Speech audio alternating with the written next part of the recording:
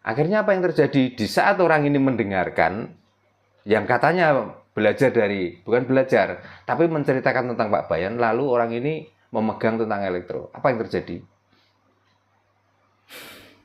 Jangankan tentang menemukan getaran atau bisa menampung suara dari suara lain. Pegang solder saja kadang-kadang belum bisa. Betul.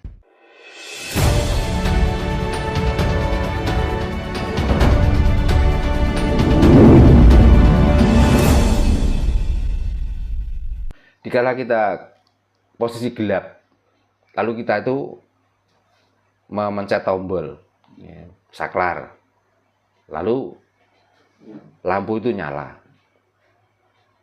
Kita masih sibuk mencari sinar terangnya, apakah kita memanfaatkan sinar terang ini? Contohnya ini tadi, dengan suasana yang gelap, lalu lampu saya tombol saklarnya, setelah ini nyala dan mengeluarkan sinar yang terang ini, apakah Mas In, apakah Pak Bayan juga masih sibuk mencari sumber atau sinar terang itu? Kan kita tinggal memanfaatkan sinar terang ini. Untuk apa sinar terang ini? Untuk pencerahan gitu. Untuk pencerahan. Nah, siapa yang menikmati tentang sinar? Ya tentang orang yang sudah menemukan tentang sinar itu. Tadi. Apakah setelah ini nyala, Mas In masih sibuk? Ini alirannya dari mana, Pak? Ini kok bisa begini? Ya boleh-boleh saja untuk awal untuk mencari sumber-sumber dari sinar terang itu seperti itu. Tapi kalau sudah ketemu, yang saya tanyakan kalau sudah ketemu mau apa? Betul. Gitu loh. Apakah kita tuh diam? Apakah setelah lampu itu nyala terus kita itu tiduran? Ya boleh saja mau tiduran, mau mengerjakan sesuatu. Tapi kan karena ada sinar terang inilah kita itu bisa melakukan apa saja. Nah itulah.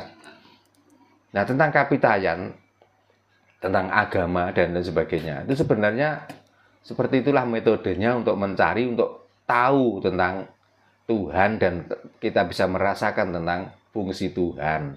Oke. Sekarang gini Pak, tujuan orang belajar, entah itu belajar kapitayan, belajar agama, itu kan tujuan satu untuk mencari pencerahan gitu. Nah sekarang kan banyak juga orang-orang yang kita sudah anggap ini orang-orang yang sudah tercerahkan ya toh. Tapi kenyataannya dalam kehidupan bermasyarakat dia tuh malah nggak bener. Contoh sekarang kan lagi viral. Ada salah satu ulama ustadz ya. Nah, ini lagi rame-ramenya Pak. Sama salah dia itu sampai mengucap kata-kata yang nggak benar sama salah satu pedagang asongan. Nah, padahal beliau itu sudah saya anggap orang yang sudah tercerahkan gitu. Nah, sebetulnya ciri-ciri orang yang tercerahkan itu seperti apa Pak Tano? Ciri-ciri orang yang tercerahkan, kembali lagi saya beri contoh tentang mencari sinar terang tadi. Di saat kita itu membutuhkan sinar terang karena ada sesuatu yang harus kita pegang atau kita tangani, tentang ada hubungannya dengan sinar terang itu tadi. Kalau sudah ada sinar terang, tinggal kita mau mengerjakan apa. Karena kelihatan dari sinar terang itu, maka mudah. Nah masalahnya, kenapa orang yang sudah dianggap terang, orang yang sudah dianggap bersinar, kok dengan sinar terangnya itu tidak ada manfaat, bahkan kadang-kadang itu mudah untuk untuk merendahkan orang lain. Itu kan ibaratnya begini, Mas In tidak mempunyai keahlian apa-apa. Ya, saya beri contoh saja tentang elektro atau tentang pertukaran kayu dan lain sebagainya. Karena tidak mempunyai keahlian tentang elektro, tidak paham tentang pertukangan, sehingga Mas In itu saya ajari bahwa Pak Bayan itu ahli tentang elektro.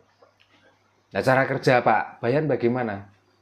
Cara kerja Pak Bayan mengambil salah satu komponen, ya entah itu namanya kondensator atau namanya apa saja lah. Ini kalau digabungkan ini akan menemukan getaran-getaran, ini akan melahirkan suara atau ngumpulkan salah satu dari daya baterai itu sehingga dia bisa menampung dan bisa mengeluarkan suara. Saya ibaratkan seperti itu. Nah, yang mengajarkan, yang menceritakan tentang Pak Bayan menangani suatu elektro itu juga, orang itu juga tidak paham. Akhirnya apa yang terjadi? Di saat orang ini mendengarkan, yang katanya belajar dari, bukan belajar, tapi menceritakan tentang Pak Bayan, lalu orang ini memegang tentang elektro. Apa yang terjadi? Jangankan tentang menemukan getaran atau bisa menampung suara dari suara lain. Pegang solder saja kadang-kadang belum bisa. Betul. Dan yang setrum, Pak. Di saat dia menerangkan tentang itu, bukan orang lain saja yang kena imbasnya, bahkan dia sendiri juga ke solder. Makanya belajar itu jangan belajar ke orang lain. Dan jangan belajar cerita.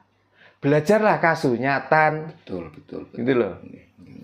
Nah, kebanyakan orang yang dianggap bersinar, orang yang dianggap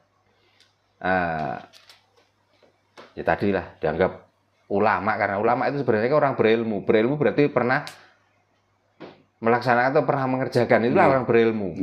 Tapi kalau ilmunya hanya ilmu cerita, ilmu dongeng, dia mendengar dongeng, nanti jualannya juga jualan dongeng lagi, coba. Akhirnya kebablasan. Apa kira-kira enggak? Malah Awur-awuran, Pak. di samping awur-awuran membuat hukum yang sebenarnya hukum itu tidak sesuai dengan orang yang dihukumi. Itu loh yang rusak akhirnya, yaitu namanya rusak ajak-ajak. Gitu. Apalagi tujuannya untuk menjelek-jelekan orang lain, Pak Darno. Nah, makanya Mas, contoh-contoh tadi saya jelaskan ya. Ya mungkin ada yang kurang paham. Memang bahasa saya seperti itu.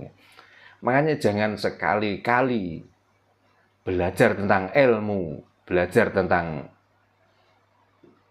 apa saja yang tidak bisa diterima di akal sehat, yang tidak bisa dimasukkan dan tidak bisa dilihat oleh mata, sehingga kita tidak bisa sadar dengan sesadar-sadarnya. Karena nanti efeknya akan merusak orang lain. Apalagi kalau ngomong tentang belajar tentang agama. Bolak-balik ngomong agama, bolak-balik ngomong agama. Agama selama ini mengajarkan apa tuh? Mengajarkan kasunyatan, apakah mengajarkan cerita? Cerita. Nah, cerita toh? Ya sudah, kalau sudah mengajarkan cerita ya makanya perjalananmu ya perjalanan cerita gitu. Karena tidak menyentuh rasa sama sekali, maka orang yang mendapat cerita itu tidak bisa sadar. Kita di zaman apa dan kita di zaman mana, lalu membicarakan zaman masa lalu, perjalanan orang terdahulu. Gitu loh. Kita sudah zamannya serba mesin. Yang dibicarakan serba semedi. Ya rusak dunia ini. Betul. Gitu loh. Yang dinamakan kasunyatan itu ya ini, kita itu mengikuti perkembangan zaman, sesuai dengan zaman ini, lalu kita itu sadar. Maka marilah kita itu berkesadaran yang sangat tinggi, supaya apa? Supaya kita itu nggak jauh-jauh dari Tuhan. Gitu loh. Jadi ada hubungannya dengan pertanyaan tadi. Ya itulah yang dinamakan kapitayan. Kapitayan itu jika kita sudah bisa melihat, dan setelah melihat kita bisa rasakan, setelah kita bisa merasakan, kita tuh sadar. Maka akan menemukan Tuhan yang sejati atau sejati nih, Gusti. Ya. Berarti intinya jika ada seorang ulama yang menjelek-jelekan orang lain, yang dakwah tujuannya untuk bisnis dan mengambil santrinya itu merupakan salah satu orang yang belum terterangkan ya Pak. Cerah dan tidaknya orang itu tidak perlu ulama kok. Oh, nggih, siap. Betul, Pak. Orang tani itu apakah ada yang panggilannya ulama? Tapi sebenarnya itu orang yang berilmu tinggi loh. Tapi kan tidak pernah tidak pernah diklaim bahwa itulah ulama. Orang menggembala kambing itu sebenarnya orang berilmu loh. Karena dia tidak perlu mengadopsi cerita orang lain, tapi dia langsung bekerja nyata. Itu contohnya gini. Karena pernah kambing itu diberi makan daun singkong, mati, terus akhirnya selamanya daun singkong tidak akan diberikan kepada kambing. Tapi pada dasarnya hewan adalah makan dedaunan, sesuai dengan hukum yang umum. Nah kalau ini, karena ini daun singkong juga termasuk daun, dipaksa untuk memberi makan kambing, apa gak modar kambingnya? Nah itulah kalau orang itu belajar atau orang itu mencari ilmu dari ilmu dongeng. Yang penting ya ilmu kasunyataan itu loh, yang penting. Kalau ilmu dongeng itu ilmu masa lalu, masa sekarang sudah nggak pas diterapkan. Orang gadok gitu. Orang gadok rusak. Gitu. Makanya kalau ngomong orang berilmu, apakah orang berilmu itu orang yang pinter dongeng? Apakah orang berilmu itu pinter membaca tulisan dari bahasa orang lain? Bukan. Orang yang dinamakan ulama itu orang yang sudah mempunyai kesadaran yang sangat tinggi dan dia bisa mengaplikasikan dalam hidupnya sesuai dengan kebenaran yang kira-kira benar itu seperti ini, kira-kira salah seperti ini. Itulah yang dimaksud ulama. Nah, karena kita itu sudah terdogma, teracuni otak kita. Rata-rata ulama itu adalah orang yang pintar cerita, berilmu, ulama itu yang bisa menyampaikan dengan bahasa orang lain, orang yang pintar-pintar dalil. Makanya mestinya orang-orang seperti itu ya agak malu. Agak malunya gini loh. Kenapa tahu untuk memberi fatwa orang lain saja, dia membacakan atau mengucapkan bahasa orang lain, tapi di situ masih diartikan bahasa sini. Lah untuk apa? Apakah kira-kira nggak ada bahasa yang indah, nggak ada bahasa yang bisa menuntun kita ke hal kebaikan kalau nggak bahasa orang asing? Wong kita yang mempunyai bahasa Surodiro, Jayaningrat, bakal lebur ing pangastuti. Itu loh kelihatannya orang Jawa itu cuma seremonial. Arti dari Surodiro, Jayaningrat, lebur ing pangastuti. Jarang yang paham. Nopo Pak artinya Pak? Ya artinya ya garis bawahi intinya manusia itu kalau menyombongkan diri, ya, dengan ilmunya, dengan karena dia saat ini dipercaya orang lain dan lain sebagainya, kok dia itu nggak sadar, malah dia itu menyombongkan diri. Maka itu akan hancur dengan kebenaran yang ada sesungguhnya.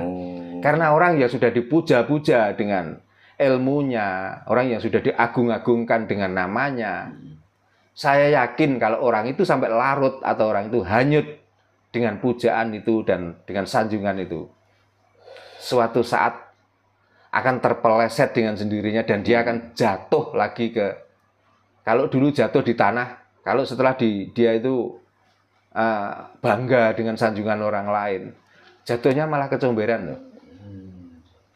Dan itu sudah banyak sekarang. Pak. Ya, dipertontonkan di mana-mana. Ya, dengan kemunculan orang-orang yang lagi ngetren, kemunculan orang-orang yang lagi viral, ya, seolah-olah sudah nggak ada orang baik lagi kecuali orang itu. Di mana-mana dibangga-banggakan, bahkan di depan orangnya mengatakan bahwa saya mengagumi, saya itu dari jauh datang ke sini hanya untuk ketemu. Terus orang itu akhirnya bangga dan lain sebagainya, sehingga sampai tidak bisa mengontrol ucapannya. Dan karena tidak bisa mengontrol dan dia bangga karena saya sudah dipuja orang banyak yang mencintai saya, mengagumi saya, maka nak ngomong saenake dhewe. Akhirnya muncul kesombongan, Pak. Nah, setelah muncul kesombongan dan itu tidak sesuai dengan gelar yang disandang, akhirnya apa yang terjadi? Terpuruk dengan jatuhnya nggak jatuh di tanah, malah jatuhnya di comberan.